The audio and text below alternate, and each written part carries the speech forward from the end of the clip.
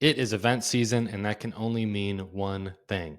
You and your team are about to go to a conference and meet a bunch of awesome people, make some great connections, hear great feedback on your product and how everybody totally needs it.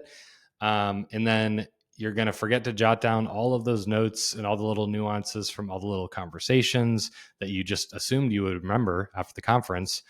And you're going to be kicking yourself because there wasn't one central place to keep all those notes. And by the way, is anyone scheduling meetings after the event, or are we just having one-off conversations with random people who stop by the booth? Okay, so how do we prevent all that? Here are three big picture things you can do before the event, during the event, and after the event to make some magic and not totally regret all the travel and all the budget you spent, all that stuff. So before the event, get scrappy with finding the event list. I don't care what deal you need to do with the devil to figure it out, but see if you can get it from the organizer. If you exhaust all options of a normal way to get it, just start making some educated guesses and kind of use it as your outreach to the people you would normally be reaching out to. Like, hey, are you going to this event?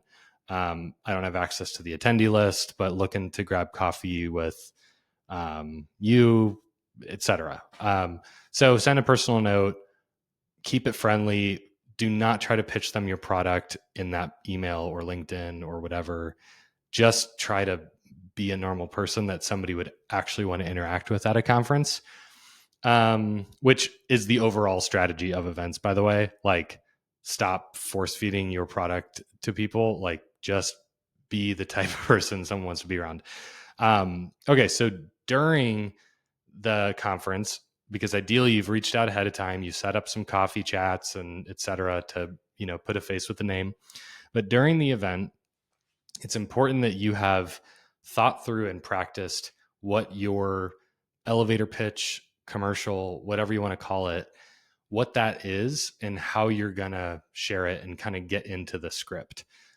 This is important because if you don't think through it ahead of time, you're just going to wing it a bunch of times and not know really what's working, what's not. And then you have nothing to, like, no data points to learn from after the event. This is especially true if you're bringing a team. Create a document, detail out, hey, here are the problems we help with, and train your team, especially non-salespeople, to not get into long conversations about features and how we do what we do, but totally focus on who we help and what they're experiencing when we tend to get involved, right? So, like, a good commercial or elevator pitch should be describing the before photo, to use like the weight loss analogy, not the after photo. Nobody believes that they can become like that, you know, uh, athlete or whatever, like that photo perfect person. But they do know if they're like, yeah, I totally am that before photo.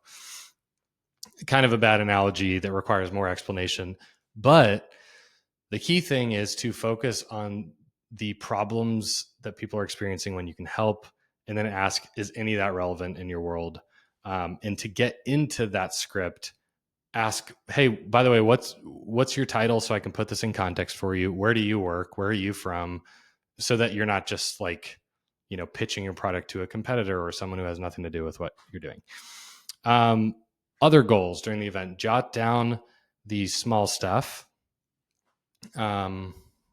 This person was wearing a cool red hat, or this person was a Cubs fan, or this blah, blah, blah. And then probably the most important advice I could give you is to schedule meetings on the spot to have a conversation when you're back at the office and they're back at the office.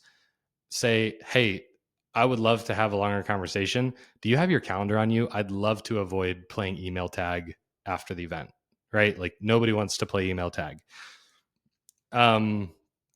So yeah, so that's one thing. And there's a lot of ways you can do that, but you're not like forcing or using a pressure tactic.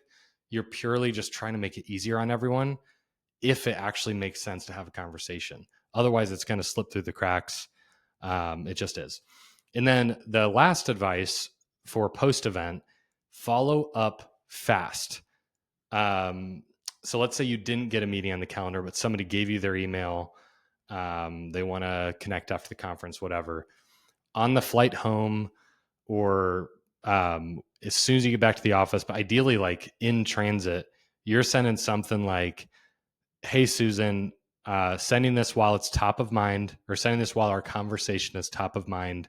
How do these times look in the next couple weeks to grab a half hour and continue the conversation, or whatever it is? But I like using the recency of, I'm sending you this while it's top of mind, because I don't want to let it slip through the cracks, just like you don't want it to, but one of us is going to drop the ball. And since I'm the one selling the product, it's on me to keep this thing going. So hopefully some of that's helpful.